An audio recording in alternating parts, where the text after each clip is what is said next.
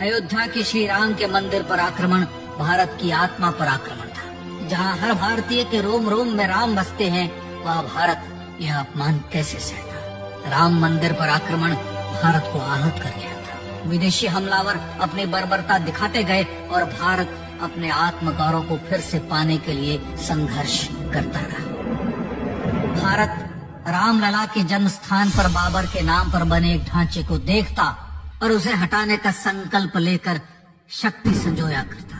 हिंदू समाज आत्मसम्मान के रण में डटा रहा और लगातार हमलावरों द्वारा बनाए गए बाबरी ढांचे को हटाने के लिए लड़ता रहा। सरयू कई बार रक्त से लाल हुई। कभी स्थानीय शासकों ने तो कभी साधु संतों और राम भक्तों ने राम जन्मभूमि की मुक्ति के लिए अपने प्राणों की आहुति दी।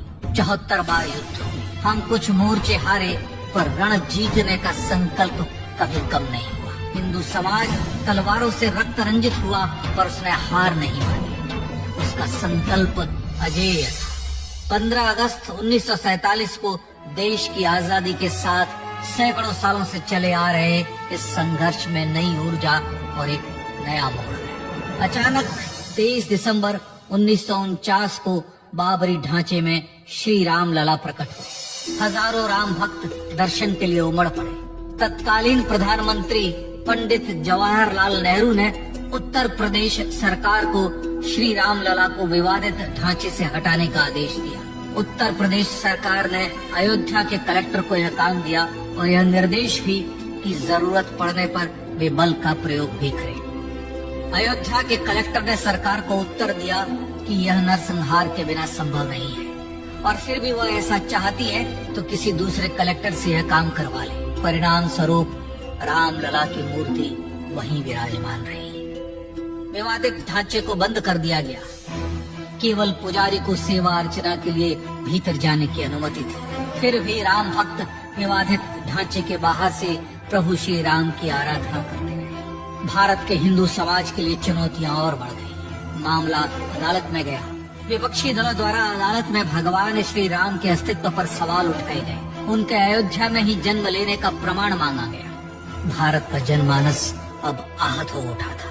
आजाद भारत में भी हिंदू समाज को अपनी आस्था और श्रद्धा के लिए संघर्ष करना पड़ रहा था। चुनौतियों के इस समय में सन 1984 में विज्ञान भवन दिल्ली में विश्व हिंदू परिषद ने धर्म संसद का आयोजन किया। इस संसद में देश भर के संतों ने राम जन्मभूमि की मुक्ति के लिए आह्वान किया और राम जन्मभूमि मुक्ति यज्ञ समिति का गठन किया।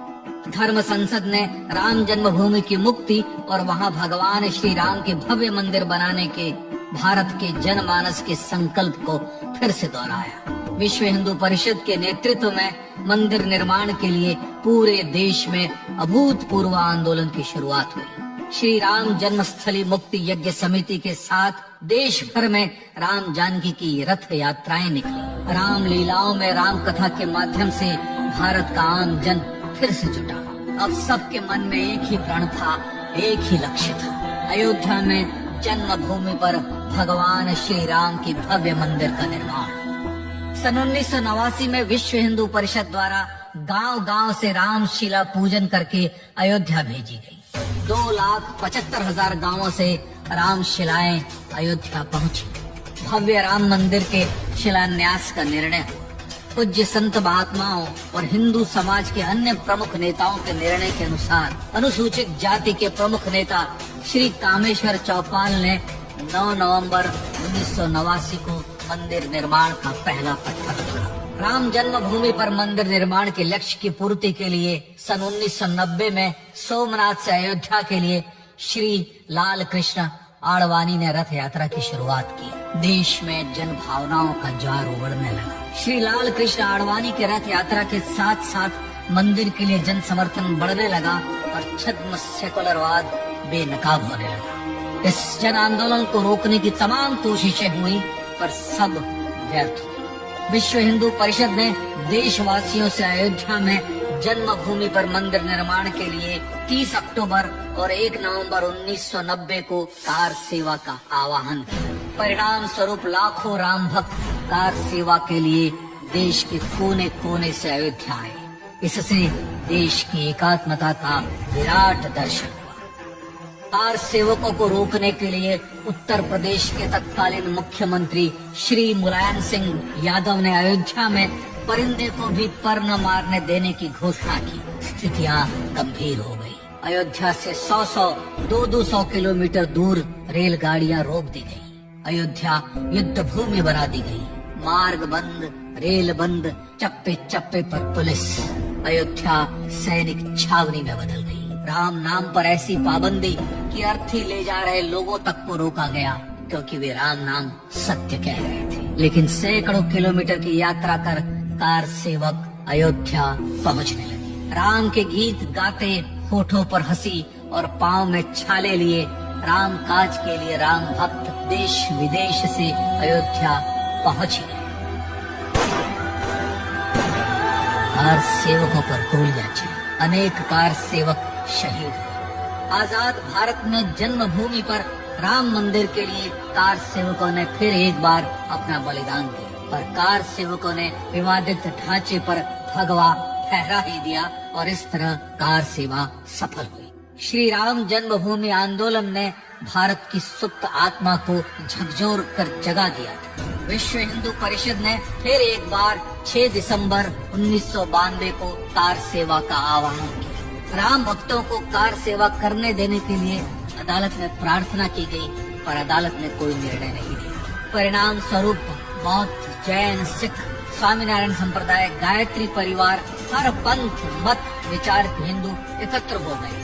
छूत अछूत का भेद मिटा, जाति की पहचान मिटी। हम सब हिंदू, हम सब सिंधु बन गए। राम सिंधु में ज्वार उठा और देखते ही देखते 6 दिसंबर 1992 को श्री राम जन्मभूमि से बाबरी ढांचा सदा के लिए हट गया।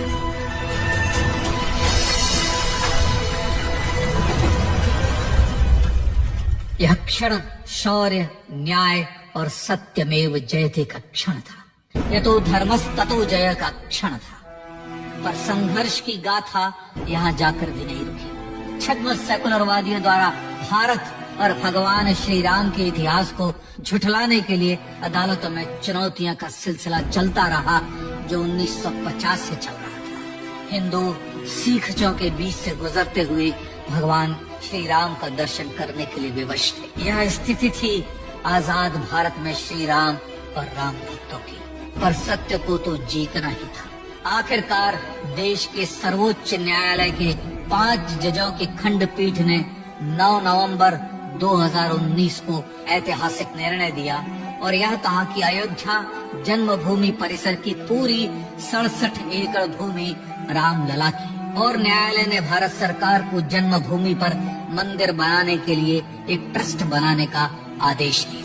सर्वोच्च न्यायालय के आदेश के अनुसार भारत सरकार ने 5 फरवरी 2020 को श्री राम जन्मभूमि तीर्थ क्षेत्र नाम के ट्रस्ट का गठन किया और राम जन्मभूमि न्यास की भूमि जो सरकार द्वारा अधिग्रहित की गई थी, उसे ही नवनिर्मित न्यास को वापस दे दिया गया। 5 अगस्त 2020 को भारत के प्रधानमंत्री श्री नरेंद्र मोदी ने श्री राम जन्मभूमि तीर्थ क्षेत्र के अध्यक्ष पूज्य महंत नृत्य गोपाल दास, राष्ट्रीय स्वयंसेवक संघ के पूज्य सरसंघ चालक डॉक्टर मोहन भागवत एवं उत्तर प्रदेश के मुख्यमंत्री श्री योगी आदित्यनाथ की उपस्थिति में श्री राम जन्मभूमि पर भगवान श्री राम के भव्य मंदिर के लिए भूमि पूजन कर निर्माण कार्य का शुभारंभ किया। इस तरह लगभग 500 वर्षों से राम जन्मभूमि की मुक्ति के संघर्ष का पटाक्षेप हुआ। अपने आत्मसम्मान और राष्ट्रीय अस्मिता के लिए इतना लंबा संघर्ष विश्व के इतिहास में बेजोड़ है। श्री राम भारत की आत्मा, भारत की परिभाषा, हमारे राष्ट्रीय आदर्शों और जीवन मूल्यों के प्रतिनिधि मर्यादा पुरुषोत्तम हैं, जो हर हिंदू के होठों पर जन्म से मृत्यु तक रहे। बस यही हर हृदय में प्रार्थना होती है। राम भारतीय राष्ट्रीय स्वाभिमान और आज से तो हिमालय से समुद्र पर्यंत तक जन जन को एकात्मता के बंधन में बांधने वाले रक्षा सूत्र है। अयोध्या स्थित श्री राम जन्मभूमि पर बाबर का हमला वास्तव में भारत के स्वाभिमान और राष्ट्रीयता पर हमला था। प्रधानमंत्री श्री नरेंद्र मोदी द्वारा श्री राम जन्मभूमि पर राम मंदिर का पुनः निर्माण न केवल बाबरी मानसिकता का पराभव है, बल्कि संपन्न, सुखी, सुसंस्कृत, सर्वशक्ति संपन्न स्वराष्ट्र का सूर्योदय भी। यह उस राम राज्य की दिशा में वह कदम है जिसकी अभिलाषा राजराजेंद्र चोल, कृष्णदेव राय, छत्रपति शिवाजी महाराज से लेकर महात्मा गांधी तक ने की थी। अयोध्या में जन्मभूमि पर भगवान श्री राम का मंदिर न सिर्फ राष्ट्रीय गौरव होगा, बल्कि वह श्री राम के आदर्शों का राष्ट्र मंदिर होगा। अब वह महान संकल्प पूरा होने जा रहा है। आइए इस राम यज्ञ, राष्ट्र यज्ञ में जिन ज्ञात और अज्ञात भारतीयों ने अपनी आत्माहुति दी है, उनका पुण्य स्मरण कर उन्हें श्रद्धांजलि दी।